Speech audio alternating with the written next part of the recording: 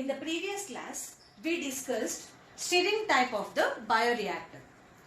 And in this class, we will discuss the second type of bioreactor, which is sparged stirred bioreactor. Now, if you can observe, the bioreactor has the similar setup with that of the stirring type, but little bit differences which we can notice. So here you can see the bioreactor, it is a steel container, but it is of a rectangular shape. It is provided with a pH control system. So by adding acid, bases, we can actually adjust the pH here. And you can also observe there is a thermometer which is provided to check the temperature in the bioreactor. And next thing is, we can notice there is a stirrer. So this stirrer is a device which it is always mixing. So it is helpful in mixing the contents of the culture medium. And at the bottom, we can notice a device which is known as a sparger. Now this is very important. So we can notice this device which is a sparger. Now this device, if you can observe, there are holes present in the sparger. Now when the sterile air is passed through this sparger, what happens is, through these holes the oxygen is released. The oxygen will be released in the form of bubbles. Now these bubbles can travel easily and such that the oxygen bubbles could reach each and every corner of the bioreactor. So that is the importance of the sparged stirred bioreactor. So here the oxygen is sent through a special device which is sparger. Sparger has holes.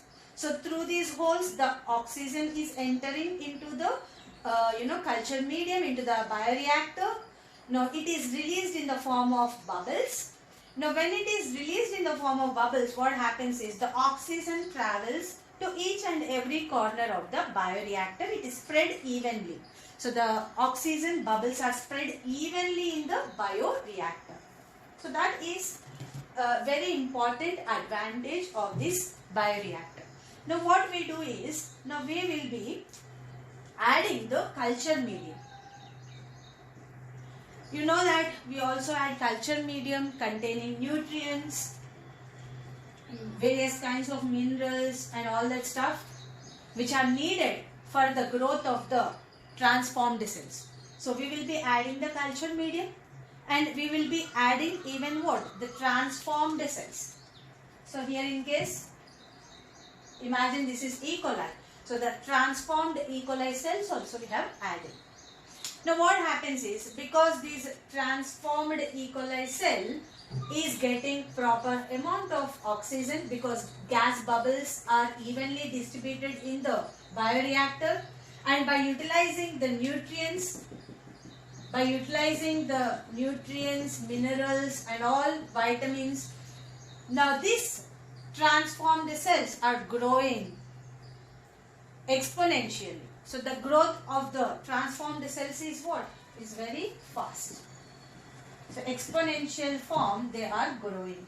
And in every cell, as I told you, that the gene of interest undergoes expression and produces insulin protein. So I have taken an example of this, right? So in every bacterial cell, transformed cell here, what is produced? The insulin protein is produced. Now, when the transformed cells grow in large number, then what is the next thing is, we will be taking out this bacterial cells, this all culture medium. So here you can see this is an outlet.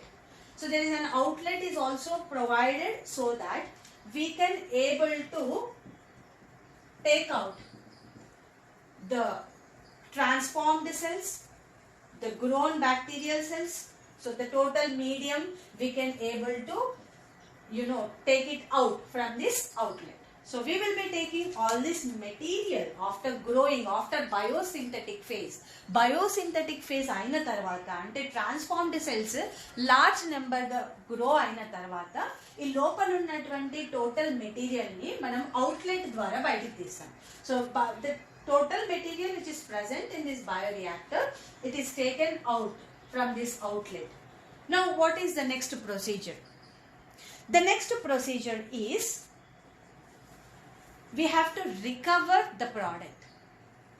Biosynthetic stage అయిపోయిన తర్వాత the next procedure వచ్చి product ని recover చేయాలి. So imagine, so this is the culture medium which I got. So ఇదంతా కూడా మనం తీసినటువంటి material, లోపల బయోరియాక్టర్ లో నుంచి తీసినటువంటి material. Now what has to be done is, now this after the biosynthetic stage in the bioreactors, the next step is what? Is the downstreaming processing. So in the downstreaming processing, what we do is, first we will be extracting the material which is present in the bioreactor after biosynthetic stage. Now after extracting the material, what we do is, we will be recovering the product from the transformed cells. Now it is done by, first we will be separating the insulin protein. So here in the example I have taken what? Insulin protein as an example, right? So we will be separating, extracting the insulin protein from the cell, and then we will be purifying. So the first step is extraction or separation of the product from the transformed cells. Now after the product is separated from the transformed cells, then we will be purifying the product. So this, the product which I have taken is what? Insulin, right? So this insulin we will purify. Now after purification, what is the next step? Is preservation. The next step is what? Preservation. So by using some chemicals and all, we will be preserving it. So in the downstreaming processing, first we will separate the product, then we will purify it, and then we will preserve it by adding some sort of a chemicals. Such a kind of a process is known as a downstreaming processing.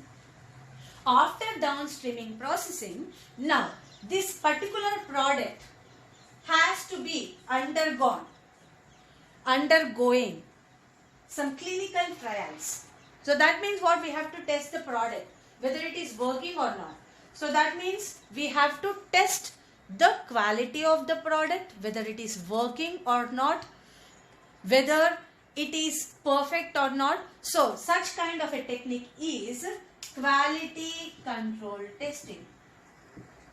Quality control testing. Biosynthetic stage అయిపోయిన తర్వాత first మనము down streaming processing చేస్తాం. అంటే we will be separating the product, purifying the product and preserving the product. So after this downstreaming processing, there is one more step which is quality control testing.